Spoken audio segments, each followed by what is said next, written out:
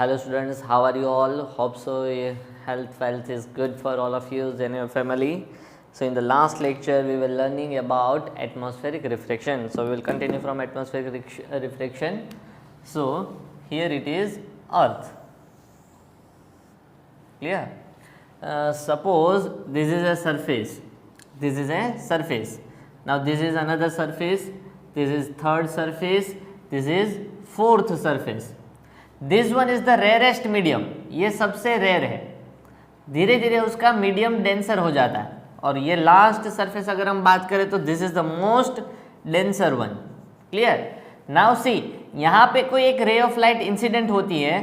So rare से ये थोड़ा डेंसर है, ये उससे भी ज्यादा डेंसर है, ये उससे भी ज्यादा डेंसर है. This one is the more denser one and this one is the medium with highest density. तो यहाँ पे जब रेयर टू डेंसर मीडियम बनता है बेटा, तो it bends towards the normal. It bends towards the normal. जब रेयर टू डेंसर मीडियम बनता है बेटा, it bends towards the normal. Rare to denser medium बनता है बेटा, it bends towards the normal. It bends towards the normal. तो suppose यहाँ पे अगर हम खड़े हैं, यहाँ पे अगर हम खड़े हैं तो ये ऑब्जेक्ट यहाँ पे है, this is the object. But अगर हम यहाँ पे है तो हमें दिखेगा कहाँ पे बेटा? वो ऑब्जेक्ट दिखेगा इस तरफ. क्यों? क्योंकि वो बहुत बार बेंड होते होते होते लाइट हमारे तक पहुंची है. वो लाइट हमारे तक कब पहुंची? बहुत बार बेंड होने के बाद. सो उसकी ये एक्चुअल पोजीशन है और ये एपरेंट पोजीशन है. कौन सी पोजीशन है बेटा? एपरेंट, जो सही में नहीं है. वहां पे ऑब्जेक्ट यहां पे नहीं होगा, ऑब्जेक्ट यहां पे, लेकिन सिर्फ दिख यहां पे रहा है. Clear? So that is the apparent position and this one is the actual position. तो इसीलिए यही चीज कहां पे होती है बेटा? यहां पे एटमॉस्फेयर में. कहां पे होती है बेटा? सी, दिस इज द एटमॉस्फेयर. और कोई ऑब्जेक्ट यहां पे है, यहां पे ऑब्जेक्ट है, ऑब्जेक्ट में से लाइट को इस तरीके से जाना चाहिए, ये उसकी एक्चुअल डायरेक्शन होनी चाहिए. So this is the see, light है वो यहाँ पे होना चाहिए, बट वो लाइट है वो कंटिन्यूअसली बेंड होता जाता है, बेंड होता जाता है, बेंड होता जाता है, बेंड होता जाता है. और हमें यहाँ पे दिखेगा. अगर हमें यहाँ पे दिखेगा तो ऑब्जेक्ट कहाँ पे दिखेगा? इस तरीके से.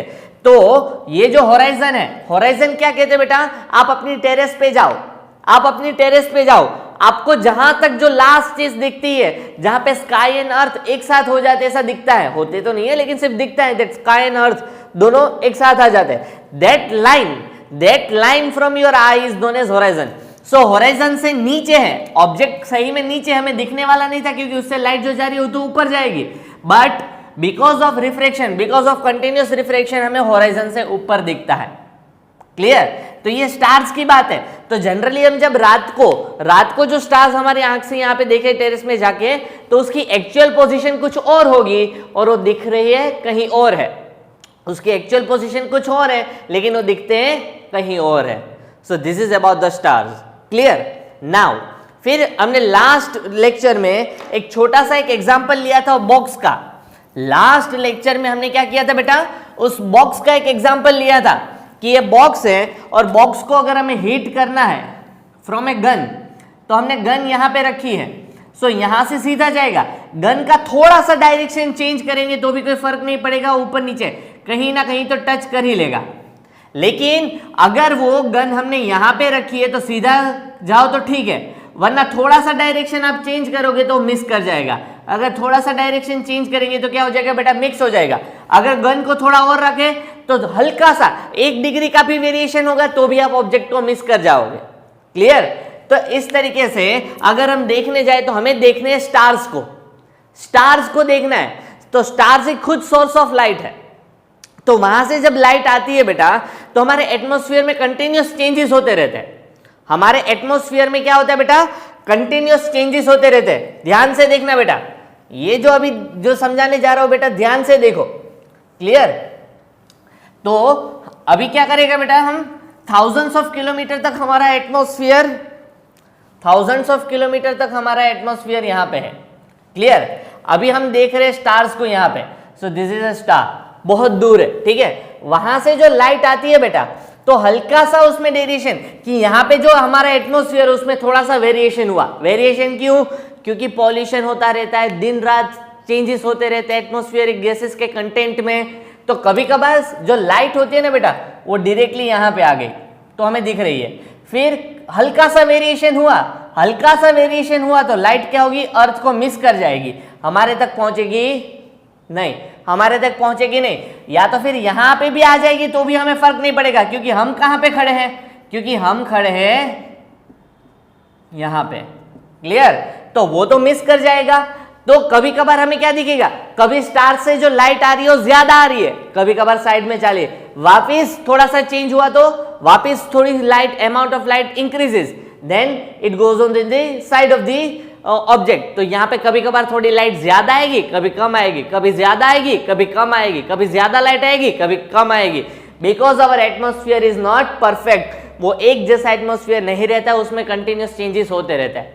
इसीलिए कभी स्टार है वो थोड़ा सा ब्राइट दिखता है, कभी थोड़ा कम हो जाता है, कभी ब्राइट दिखता है, कभी कम हो जाता है, कभी ब्राइट, कभी less brighter, brighter less brighter, brighter less brighter. तो इसीलिए वो ट्विंकलिंग करता है। क्या करता है बेटा? So the stars twinkle. Why the stars twinkle?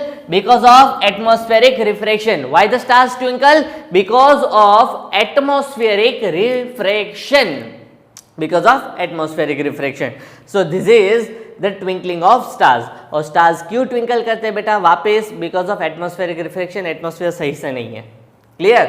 Now एक और and the last topic for this chapter, तो बहुत ही छोटा चैप्टर था हमारा, क्योंकि इसमें जो मेजर थियरीज है वो तो GSEB 2020 के हिसाब से कट आउट कर दी गई है। क्लियर? तो अभी हम देखते हैं बेटा अर्थ। क्लियर? यहाँ पे कोई पार्थ खड़ा हुआ है ना, पार्थ आपके क्लास में, तो ये पार्थ खड़ा हुआ है। पार्थ को दिखेगा कहाँ पे बेटा? पार्थ को यहाँ तक दिखेगा, उसके नीचे की कोई चीज़ नहीं दिखेगी, है ना। पार्थ यहाँ पे दिखेगा, उसके नीचे की कोई चीज़ नहीं खड़ी होगी।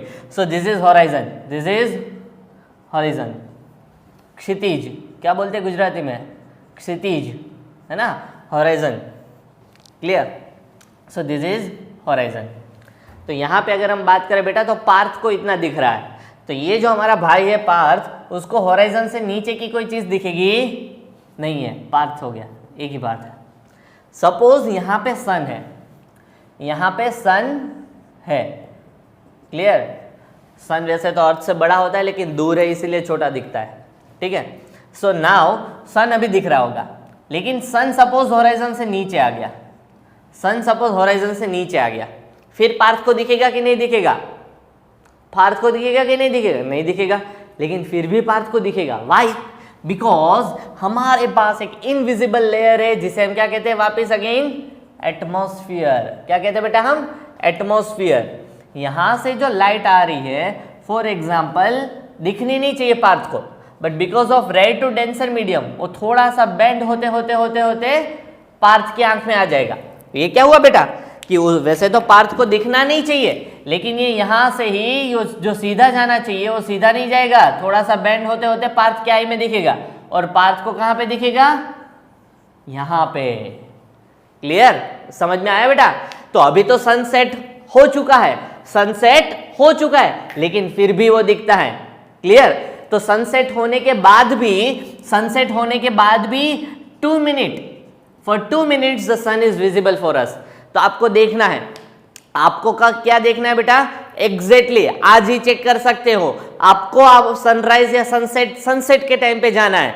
सनसेट के टाइम पे लास्ट में जो हॉराइजन का जो सबसे नीचे का पॉइंट होगा ना, जहां पे सरफेस ऐसा लग रहा है कि सन चलो नीचे गया, उस पॉइंट से आपको नोटिस करना स्टार्ट करना है। जैसे ही सन का नीचे का सरफेस है कि ये हॉराइजन है और सन यहाँ पे जैसे ही उसको टच करता है कि नीचे जाने का स्टार्ट करता है, तब आपको घड़ी में देखना है 2 मिनट। कितना? ओनली 2 मिनट्स में पूरा का पूरा सन नीचे चला जाएगा। क्लियर? और जब तब आप देख रहे हो तब तो एक्चुअली सनसेट हो चुका है। ये तो सनसेट होने के बाद वाला सन आप देखते हो। ये सन जो हमें दिख रहा है कब है? वो सनसेट हो चुका है, लेकिन उसकी एपरेंट पोजीशन की वजह से हमें वो हॉराइजन से ऊपर दिखता है। क्लियर? उसकी एक्चुअल तो पोजीशन नीचे है हॉराइजन से। सिमिलरली सोचो कि सनराइज हो रहा है। क्या हो रहा है बेटा? सनराइज हो रहा है। हॉराइजन तो यहां तक है तो सन नहीं दिखेगा, लेकिन बिकॉज ऑफ एटमॉस्फेरिक रिफ्रैक्शन यहां से जो लाइट जा रही है सीधी, वो सीधी जाएगी नहीं। वो क्या होगा बेटा? वो बेंड होके हमारे पार्थ भाई की आंखों में आएगा, तो पार्थ भाई को सन हॉराइजन से ऊपर दिखेगा। उसके लिए भी कितना मिनट लगेगा बेटा? उसके लिए भी 2 मिनट लगेगा। कितना लगेगा बेटा? 2 मिनट। क्यों? क्योंकि एटमॉस्फेरिक रिफ्रैक्शन की वजह से कंटिन्यूस बेंड हो जाती है light. From rare to denser medium आएगा तो लाइट कंटिन्यूसली बेंड होता जाता है, सीधा जाने की जगह इस तरफ दिखता है। और जहां पे भी हमें दिखेगा, जहां पे भी लाइट हमारी आई में एंटर करती है तो हमें तो स्ट्रेट डायरेक्शन में ही वो चीज दिखती है, वो तो हमें स्ट्रेट डायरेक्शन में ही दिखती है। तो सिमिलरली यहाँ पे हमारा जो सनसेट होता है वो 2 मिनट लेट होता है और सनराइज होता है तो 2 मिनट जल्दी हो जाता है। इसीलिए हम सुबह कहते हैं ना 2 मिनट सोने दो, 2 मिनट सोने दो, क्योंकि 2 मिनट की रात बाकी है अभी। क्लियर? ऐसा कुछ होता नहीं है, लेकिन सनराइज और सनसेट ऐसा चेंजेस होते हैं कि this is 2 minute delayed sunset and this is 2 minute early to sunrise. तो हर रोज 2 मिनट जल्दी सनराइज होता है और 2 मिनट सनसेट डिले होता है। एवरी टाइम अगर हम देखें तो ये 4 मिनट का थोड़ा सा गफला हो जाता है पूरे दिन में। क्लियर? समझ में आया? इसीलिए हमारा जो डे है, और day consist of 23 hours and 56 minute. 24 घंटे पूरे नहीं है, 23 घंटे और 56 minute, that is 23 hours and 56 minute because of this of 4 minute of gap. तो ये 4 मिनट। फिर तो उसके लिए बहुत सारी हिस्ट्री है, लेकिन आपको पता चलना चाहिए why sunrise and delayed sunset है। So because of this reason. कितना डिलेड है? तो 2 मिनट डिलेड सनसेट है, 2 मिनट अर्ली सनराइज है, क्योंकि हॉराइजन के नीचे जाने के बाद भी वो कंटिन्यूसली बेंड होकर पार्थ की आंख में आएगा और दिखेगा। सिमिलरली सनराइज से पहले भी वो दिखना शुरू हो जाएगा और होगा। आप कैसे नोटिस कर सकते हो? जब सनसेट हो रहा है, जैसे ही नीचे टच करता है बेटा, तब से आपको घड़ी में 2 मिनट देखना है। एग्जैक्टली 2 मिनट में पूरा का पूरा सन सेट हो जाएगा। पूरा चांद दिख रहा है, पूरा सन दिख रहा है, और पूरा का पूरा नीचे चला जाएगा। Clear? So that is delayed sunset and early to sunrise, and that is because of atmospheric refraction, twinkling of stars, atmospheric refraction। लेकिन stars जैसे ट्विंकल करते हैं ना, प्लैनेट्स ऐसे ट्विंकल नहीं करते। प्लैनेट भी दिखते हैं, हाँ भाई, रात को। ऐसा मत बोलना कि उसकी खुद की लाइट नहीं है, that is because of refraction. कि जैसे मून कैसे दिखता है, मून की भी खुद की लाइट नहीं है, that is because of reflection of sun, moon हमें दिखता है। सो सिमिलरली ऐसे प्लैनेट्स भी हमें विजिबल है फ्रॉम द अर्थ, लेकिन प्लैनेट्स बहुत ही नजदीक है।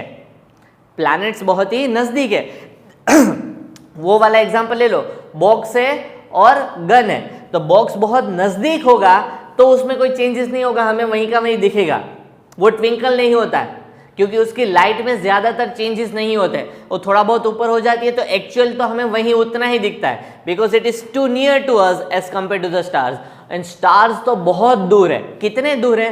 The speed of light is 3 × 10⁸ meter per second. 3 × 10⁸ meter per second, that is 3 lakh kilometer. 3 lakh kilometer per second.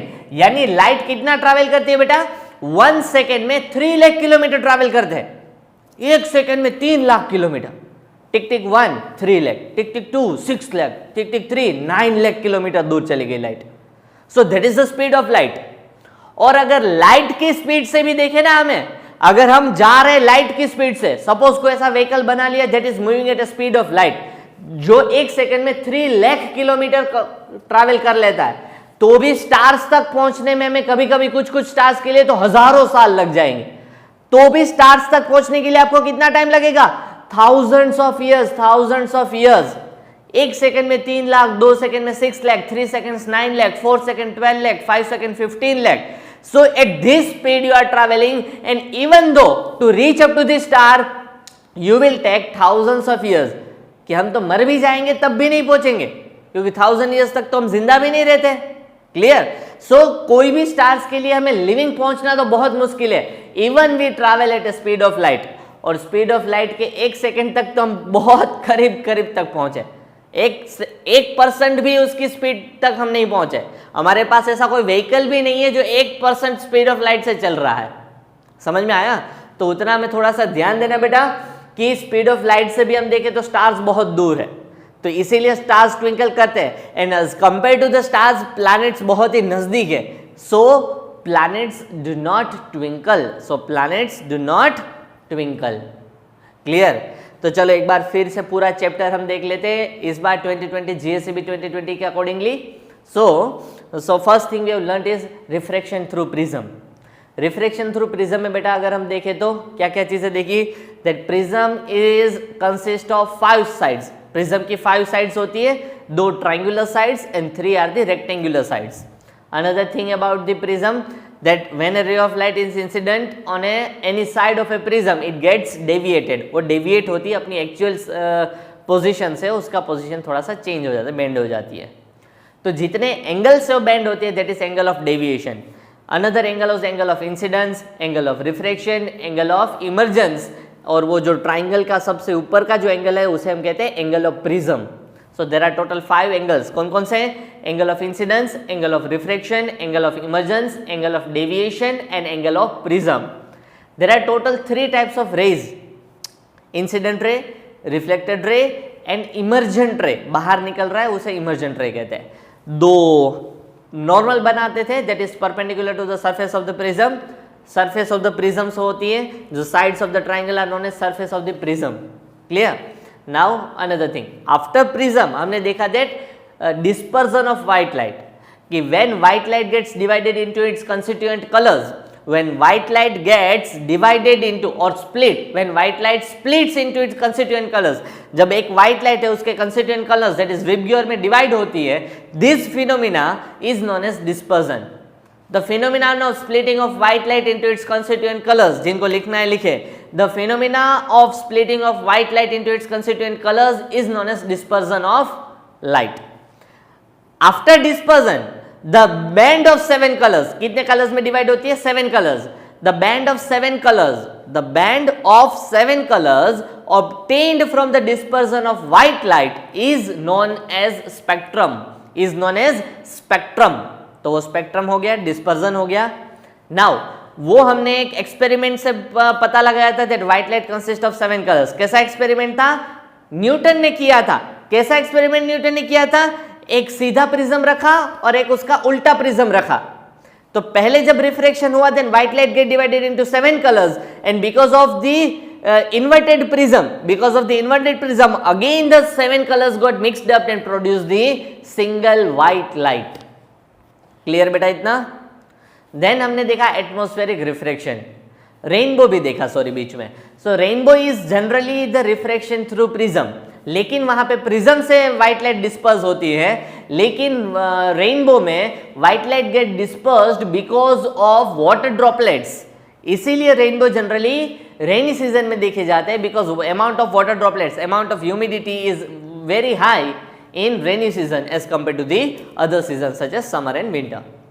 Then we have learnt about the atmospheric refraction. Atmospheric refraction में हमने सबसे पहले क्या पढ़ा बेटा?